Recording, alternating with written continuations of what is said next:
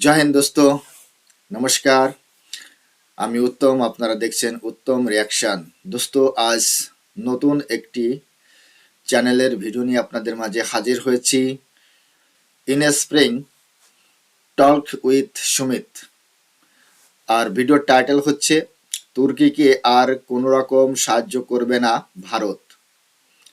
ভারতের বড় ঘোষণা, why India will not support turkey. দোস্ত, আজকের এই ভিডিওতে আমরা জানতে পারবো তুর্কি আর ভারতের যে সম্পর্ক চলছে তার সম্পর্কে। আশা করি সম্পূর্ণ ভিডিওটি আপনারা আমার সাথেই দেখবেন। চ্যানেলে নতুন হলে চ্যানেলটি সাবস্ক্রাইব করে বেল আইকন অন করে অল করে রাখবেন পরবর্তী ভিডিওর নোটিফিকেশন পাওয়ার জন্য। অলরেডি যেসব বন্ধুরা চ্যানেলটি সাবস্ক্রাইব করে আমার ইউটিউব পরিবারের সদস্য হয়েছেন তাদের প্রতি রইল অসংখ্য ধন্যবাদ। ভিডিওটা ভালো লাগলে একটা লাইক করবেন, শেয়ার করে আপনার বন্ধুদের দেখার সুযোগ করে দিতে পারেন। কমেন্ট সেকশন লিখে অবশ্যই জানাতে পারেন আপনারা কোন ধরনের ভিডিওতে রিয়াকশন চান।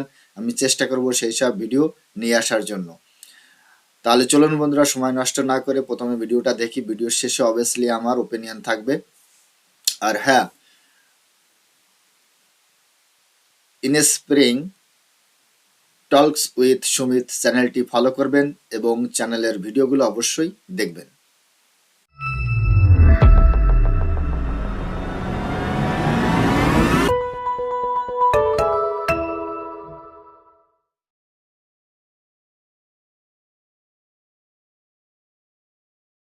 ভাবুন তো, যাকে একসময় পশ্চিম এশিয়ার মিনি সুপার পাওয়ার ধরা হতো, সেই তুরস্ক আজ এমন অবস্থায় এসে দাঁড়িয়েছে যে তাকে ভারতের কাছে খাদ্য সাহায্য চাইতে হচ্ছে।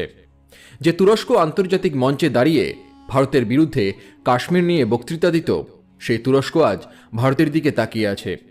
শুধু তাকিয়ে নয়, তিনটি আনুষ্ঠানিক চিঠি পাঠিয়ে অপেক্ষা করছে ভারতের একটিমাত্র জবাবের। কিন্তু প্রশ্ন আসে, তুরস্কের মতো একটি দেশ কেন ভারতীয় গমের উপরে নির্ভর করতে বাধ্য হলো? কেন তারা 3টি চিঠি পাঠিয়েও ভারতের কাছ থেকে কোনো উত্তর পাচ্ছে না? কেন এই নীরবতা এত শক্তিশালী কূটনীতি হিসেবে কাজ করছে? আর এই নীরবতার পরিণতি কি হতে পারে? আসুন আজকে এই তথ্যই আপনাদের সাথে ভাগ করে নেব এই ভিডিওটির মাধ্যমে। নমস্কার বন্ধুরা, ইন্সপায়ারিং টকস উইথ সুমিত চ্যানেলে আপনাদের সকলকে স্বাগত জানাই। কি এমন পরিস্থিতি তৈরি হলো যে এক সময়ের মিনি সুপার পাওয়ার তুরস্ককে আজ ভারতীয় গমের দিকে হাত বাড়াতে হচ্ছে? কোন অভ্যন্তরীণ চাপ বা সংকট তাদের এই অবস্থায় এনে দাঁড় করিয়েছে? আর 3টি আনুষ্ঠানিক চিঠি পাঠানোর পরও কেন ভারত একবারও প্রতিক্রিয়া জানাচ্ছে না? ভারতের এই নীরব অবস্থান কি একটি হিসেব করা কূটনৈতিক বার্তা? তবে এই তথ্যগুলি সম্বন্ধে জানবার আগে আপনারা যারা এই চ্যানেলে নতুন তারা অবশ্যই চ্যানেলটি সাবস্ক্রাইব করুন এবং বেল বাটনে প্রেস করুন এরকম আরও অনেক নতুন ভিডিওর নোটিফিকেশন পেতে। ভিডিওটি দেখে ভালো লাগলে অবশ্যই একটি লাইক করবেন এবং সবাইকে শেয়ার করবেন যাতে তারাও ভিডিও দেখে উপকৃত হয়। এবং কমেন্টে জয় হিন্দ জয় ভারত লিখতে কিন্তু ভুলবেন না। এবার চলুন এই বিষয়টি বিস্তারিতভাবে জেনে নেওয়া যাক। তুরস্কের সংকট শুরু হয়েছে হঠাৎ করে নয়। এটি ছিল বহু বছরের ভুল সিদ্ধান্ত, ভুল নীতি আর ভুল প্রত্যাশার ফল। রিসেপ তাইয়েপ এরদোয়ান একসময় তুরস্কের অভ্যন্তরীণ রাজনীতিতে অসাধারণ জনপ্রিয় ছিলেন, কিন্তু অর্থনীতি চালানোর ক্ষেত্রে তিনি যে সিদ্ধান্তগুলো নেন সেগুলো বিশ্বের অর্থনীতিবিদরা প্রায় সবাই সমালোচনা করেছিলেন। কারণ যখন দেশ জুড়ে ইনফ্লেশন আকাশ ছুঁয়েছে তখন তিনি উল্টো পথ ধরে সুদের হার কমিয়ে যেতে থাকেন।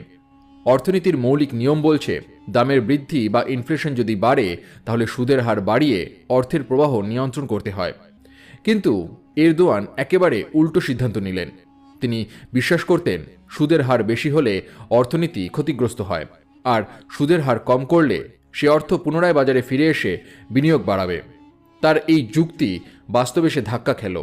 তুরস্কের লিরা একসময় বেশ স্থিতিশীল ছিল। $1 মান ছিল 3 লিরা, 4 লিরা। কিন্তু এরদোয়ানের ভুল সিদ্ধান্তের কারণে লিরা ক্রমাগত ভেঙে পড়তে থাকে। 10 লিরা, 20 লিরা, 30 লিরা, একসময় যেন হিসাবই রাখা কঠিন হয়ে পড়ে।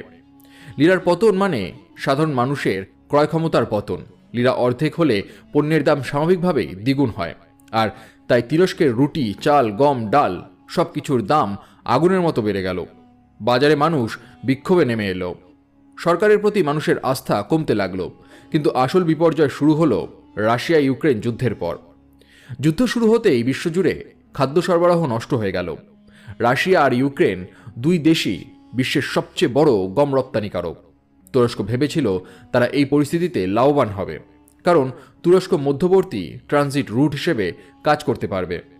রাশিয়ার শস্য চুক্তি থেকে তারা কমিশন পাবে, বন্দর ব্যবহার বাবদ আয় বাড়বে, ইউরোপ তুরস্ককে কৌশলগতভাবে গুরুত্ব দেবে। তুরস্ক ভেবেছিল অন্যের যুদ্ধ আমাদের লাভ, কিন্তু বাস্তবের উল্টো হলো। যুদ্ধের কারণে রাশিয়া আর ইউক্রেনের শস্য সরবরাহ ভেঙে পড়ল। তুরস্ক পর্যন্ত গম পেল না। উপরন্তু তেলের দাম বৃদ্ধির কারণে তুরস্কের আমদানি খরচ আরও বেড়ে গেল। অর্থনীতি ভেঙে পড়ল, মানুষের নিত্য প্রয়োজনীয় জিনিস কেনা কঠিন হয়ে গেল। আর এখানেই তুরস্কের সবচেয়ে বড় ভুলটা সামনে আসে। তারা খাদ্য নিরাপত্তার উপর নির্ভরশীল ছিল আমদানি করা শস্যের প্রতি। নিজস্ব উৎপাদন না বাড়িয়ে তারা বছরের পর বছর নির্ভর করেছিল বিদেশি শস্যের ওপর। তাই সংকট আসতেই পুরো ব্যবস্থা ধসে পড়ে। ভুল সিদ্ধান্তের চাপ, যুদ্ধের প্রভাব, মুদ্রাস্ফীতি সব মিলিয়ে তুরস্ক অপর্যাপ্ত খাদ্য মজুত নিয়ে সংকটে পড়ল। দোকানে গম পাওয়া বন্ধ হলো, রুটির দাম দ্বিগুণ হলো, বেকারত্ব বাড়ল, খাদ্য বিক্ষোভ শুরু হলো। তখনই তুরস্ক সরকারের মাথায় আসে ভারতের নাম। কারণ ভারত বিশ্বের দ্বিতীয় বৃহত্তম গম উৎপাদক দেশ। ভারত শুধু নিজের দেশের খাদ্য চাহিদা মেটায় না, বরং প্রতিবেশী দেশ, মধ্যপ্রাচ্য, আফ্রিকা সব জায়গাতেই গম ও খাদ্যশস্য পাঠায়। শ্রীলঙ্কার অর্থনৈতিক সংকটে, আফগানিস্তানে তালেবান পরিবর্তনের পর, ইরানে রাজনৈতিক উত্তেজনার মাঝে সর্বত্র ভারত খাদ্য সহায়তা পাঠিয়েছে। আর তাই তুরস্কও ভাবল, ভারত যদি সাহায্য করে তাহলে তাদের খাদ্য সংকট অনেকটাই মিটে যাবে। আর এখানেই আসেই সেই 3টি চিঠি। প্রথম চিঠিটি ছিল কূটনৈতিক ভাষায় লেখা। তুরস্ক ভারতের উদ্দেশ্যে লিখল, ভারত যদি বন্ধুত্বপূর্ণ দেশ হিসেবে সাহায্য করে তাহলে তুরস্ক সরকার কৃতজ্ঞ থাকবে। কিন্তু ভারত সেই চিঠির কোনো উত্তর দেয়নি। তুরস্ক তখন দ্বিতীয় চিঠি পাঠায়। এবার ভাষা আরও নরম। তারা জানায় তারা অভূতপূর্ব খাদ্য সংকটে পড়েছে এবং ভারত যদি যে কোনো পরিমাণে সাহায্য করে তাহলে তা হবে মানবিক সহায়তা। তবু ভারত কোনো উত্তর দিল না। এরপর আসে তৃতীয় চিঠি। এবার ভাষা প্রায় আবেগপ্রবণ। চিঠিতে সরাসরি লেখা ছিল, ভারত যদি মানবিক কারণে পদক্ষেপ নেয় তাহলে লাখ লাখ তুর্কি নাগরিকের খাদ্য নিরাপত্তা নিশ্চিত হবে। আর এই 3 নম্বর চিঠিটাই আন্তর্জাতিক মহলে আলোচনার কেন্দ্রবিন্দু হয়ে ওঠে। কারণ এত বড় একটি দেশ যখন একাধিক চিঠি পাঠিয়েও কোনো উত্তর পায় না, তখন সেটি কূটনৈতিক ভাষায় প্রত্যাখ্যানের থেকেও বেশি কিছু। বিশ্ব তখন বুঝতে পারল ভারতের নীরবতাই একটি বড় বার্তা। শুধু নীরবতা বজায় রেখে ভারত একটি প্রতিপক্ষ দেশের উপরে চাপ তৈরি করছে। এই বার্তাটি যেন স্পষ্ট, তুমি যখন আমাদের বিরুদ্ধে দাঁড়িয়েছিলে তখন আমরাও তা মনে রেখেছি। কাশ্মীর ইস্যুতে তুরস্ক বহুবার ভারতের অভ্যন্তরীণ বিষয়ে নাক গলিয়েছে, পাকিস্তানের হয়ে কথা বলেছে, ভারতের সার্বভৌমত্ব নিয়ে প্রশ্ন তুলেছে। ইউনাইটেড নেশনসের মঞ্চেও ভারতের পক্ষাবলম্বী না হয়ে পাকিস্তানের পক্ষ নিয়েছে। ভারত সেই সময় কোনো তীব্র প্রতিক্রিয়া দেখায়নি, তবে এখন একই নীরবতাকে অস্ত্র হিসেবে ব্যবহার করছে। আর এটি একটি পরিপক্ক কূটনীতির উদাহরণ। তুরস্ক এত কিছুর পর ভারতকেই কেন বেছে নিল? কারণ 3টি বড় কারণ আছে। ভারতের গম তুলনামূলকভাবে সস্তা, স্থিতিশীল এবং দ্রুত সরবরাহকারীযোগ্য। তৃতীয়ত, ভারত আন্তর্জাতিকভাবে একটি নির্ভরযোগ্য খাদ্য রপ্তানিকারক দেশ। তৃতীয়ত, ভারত অতীতে বহু দেশকে সংকটময় অবস্থায় সাহায্য করেছে। তাই তুরস্কের পক্ষ থেকে ভাবা যুক্তিযুক্ত যে ভারত সাহায্য করতে পারে। কিন্তু ভারতের নীরবতা শুধু তুরস্ককে নয়, পাকিস্তানকেও আতঙ্কিত করেছে। পাকিস্তান সবসময় তুরস্ককে তার সবচেয়ে বড় কূটনৈতিক মিত্র বলে এসেছে। দুই দেশের সম্পর্ক ছিল ধর্মীয়, সামরিক এবং রাজনৈতিকভাবে অত্যন্ত ঘনিষ্ঠ। পাকিস্তান ভেবেছিল তুরস্ক সবসময় তাদের পাশে থাকবে। কিন্তু আজ তুরস্ক যখন ভারতের সহায়তা চাইছে, পাকিস্তান উদ্বিগ্ন। যদি তুরস্ক ভারতের সঙ্গে ঘনিষ্ঠ হয়, পাকিস্তান আন্তর্জাতিকভাবে সম্পূর্ণ একা হয়ে পড়বে। পাকিস্তানের সংবাদ মাধ্যমে পর্যন্ত বলা হচ্ছে, যদি তুরস্ক ভারতের দিকে ঝুঁকে যায় তাহলে পাকিস্তানের কূটনৈতিক ভবিষ্যৎ একেবারে অন্ধকার। এই আতঙ্ক শুধু কথার কথা নয়, আসলে পাকিস্তানের কূটনৈতিক বাস্তবতা এখন এমনই। অন্যদিকে নাটো এবং আমেরিকা পরিস্থিতি দেখে চিন্তিত। তুরস্ক নাটোর দ্বিতীয় বৃহত্তম সামরিক শক্তি। তাদের অর্থনীতি ধসে পড়লে মধ্যপ্রাচ্য থেকে ইউরোপ পর্যন্ত রাজনৈতিক অস্থিরতা তৈরি হবে। নাটো চায় না তুরস্ক রাশিয়ার দিকে ঝুঁকে যাক বা সম্পূর্ণ অস্থির হয়ে পড়ুক। তারা চায় তুরস্ক স্থিতিশীল থাকুক। ভারত যদি তুরস্ককে সাহায্য করে তাহলে ভারতীয় কূটনীতির লাভও অনেক। তুরস্ককে পাকিস্তান থেকে দূরে আনা যাবে। ভারত মধ্যপ্রাচ্যে আরও শক্তিশালী অবস্থান নিতে পারবে। আন্তর্জাতিকভাবে ভারতকে মানবিক নেতৃত্ব হিসেবে আরও গুরুত্ব দেওয়া হবে। কিন্তু ভারত যদি সাহায্য না করে তবুও সেটি ভারতের কূটনৈতিক ক্ষমতার প্রদর্শন বলে বিবেচিত হবে। কারণ ভারত এখন তার সিদ্ধান্ত কাউকে মাথা নত করে নয়, বরং নিজের স্বার্থ বিবেচনায় নিচ্ছে। তুরস্কের ভবিষ্যৎও বর্তমানে অনিশ্চিত। যদি তারা খাদ্য না পায় তাহলে বিক্ষোভ বাড়বে। এরদোয়ানের সরকার পড়ে যেতে পারে, সামরিক অভ্যুত্থান বা গৃহযুদ্ধের মতো পরিস্থিতিও আসতে পারে। আর যদি ভারত তাদের সাহায্য করে তাহলে তুরস্ক রাজনৈতিকভাবে ভারতের প্রতি বাধ্য থাকবে। তাই পুরো বিশ্ব তাকিয়ে আছে ভারত কী সিদ্ধান্ত নেবে। আর এরই মধ্যে সবচেয়ে শক্তিশালী লাইনটি পুরো আন্তর্জাতিক মহলে প্রতিধ্বনিত হচ্ছে। 3টি চিঠি, ভারতের একটিরও জবাব নেই। এটাই ভারতের নতুন কূটনীতি। যে তুরস্ক গতকাল ভারতকে নিয়ে সমালোচনা করত, আজ সেই তুরস্ক ভারতীয় জাহাজের অপেক্ষায়। ভারত একটিও গুলি ছোড়েনি, তবুও একটি দেশকে হাঁটু গেড়ে বসতে বাধ্য করল। আর এই পরিস্থিতি পাকিস্তানের জন্য সবচেয়ে বড় দুঃস্বপ্ন, কারণ এখন তাদের শেষ মিত্র ভারতের দিকে ঝুঁকে যাচ্ছে। এবং বিশ্বের বিশ্লেষকদের সবচেয়ে আলোচিত লাইন হল, ভারতের নীরবতাও এক ধরনের অস্ত্র। আজকের বাস্তবতা হল, বিশ্বশক্তির কেন্দ্র ধীরে ধীরে বদলে যাচ্ছে। ভারত আর শুধুই উন্নয়নশীল দেশ নয়, একটি বৈশ্বিক শক্তি। আর সেই শক্তি প্রকাশ পায় কখনো কথায়, কখনো কাজে, আবার কখনো নীরবতায়।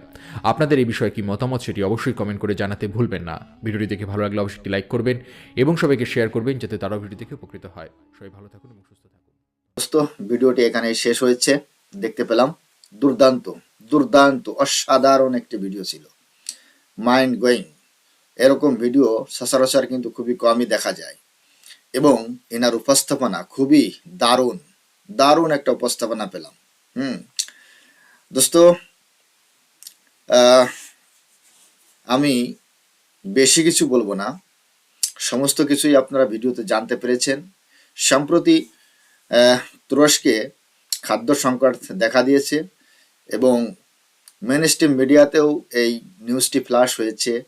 অনেক দিন ধরেই তুরস্ক ভারতের কাছে চিঠি পাঠাচ্ছে রাজনৈতিক মানবতা সহায়তার জন্য।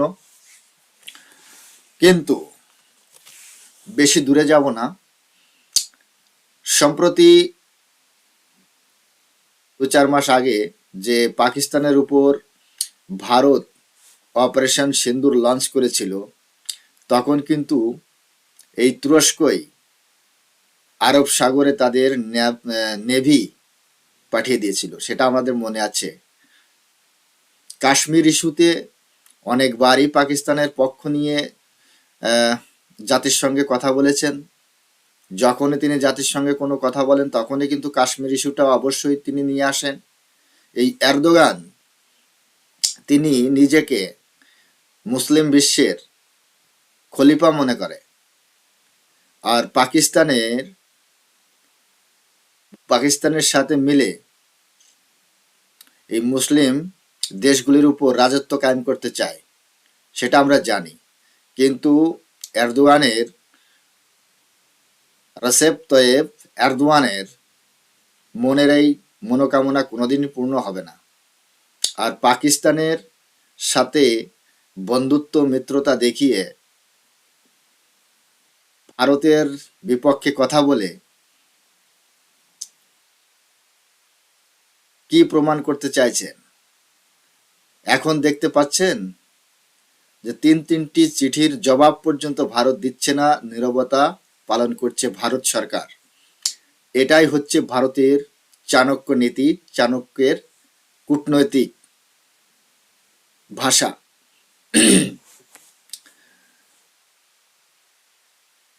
আমরা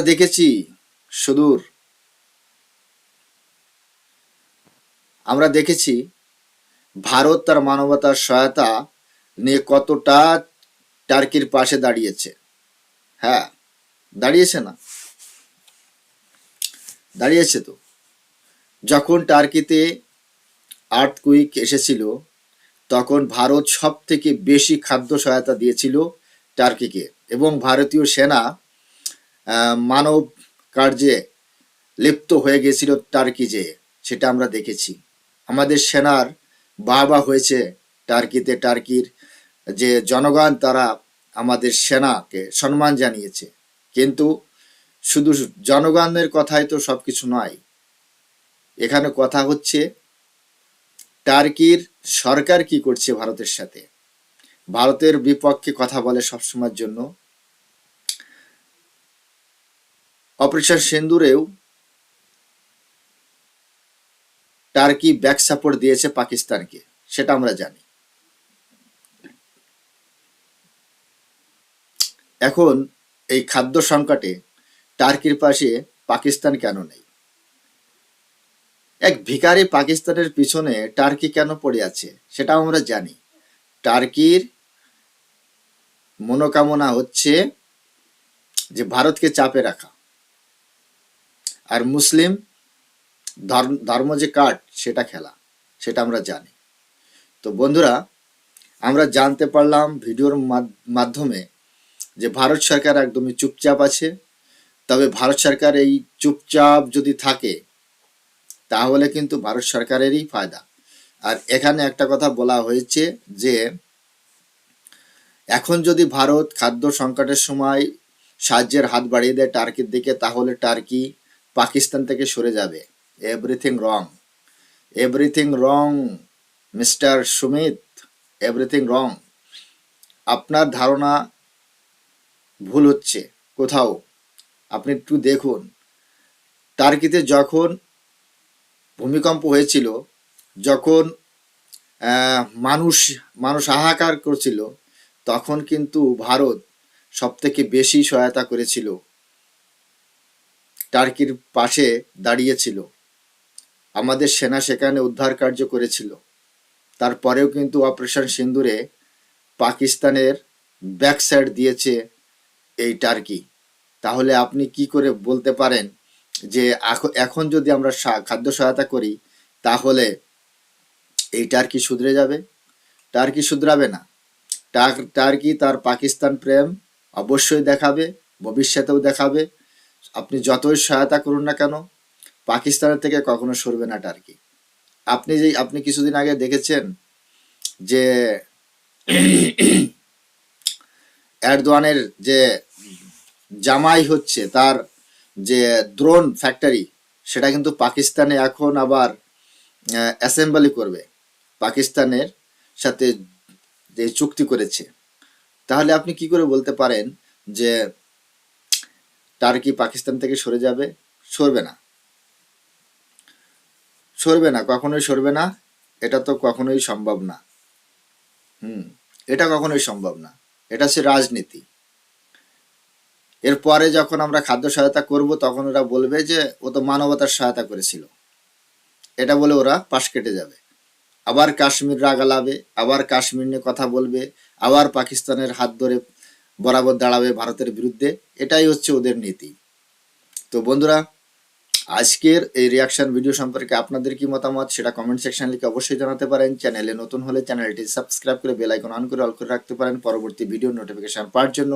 অলরেডি যেসব বন্ধুরা চ্যানেলটি সাবস্ক্রাইব করে ইউটিউব পরিবারের সদস্য হয়েছেন তাদের প্রতি রইল অসংখ্য ধন্যবাদ। ভিডিওটা ভালো লাগলে একটা লাইক করবেন, শেয়ার করে আপনার বন্ধুদের দেখার সুযোগ করে দিতে পারেন। কমেন্ট সেকশন লিখে অবশ্যই জানাতে পারেন আপনার বহুমূল্যবান মতামত। সবাই ভালো থাকুন, সুস্থ থাকুন। দেখা হচ্ছে পরবর্তী রিয়াকশন ভিডিওতে। ততক্ষণ সবাইকে নমস্কার, জয় হিন্দ।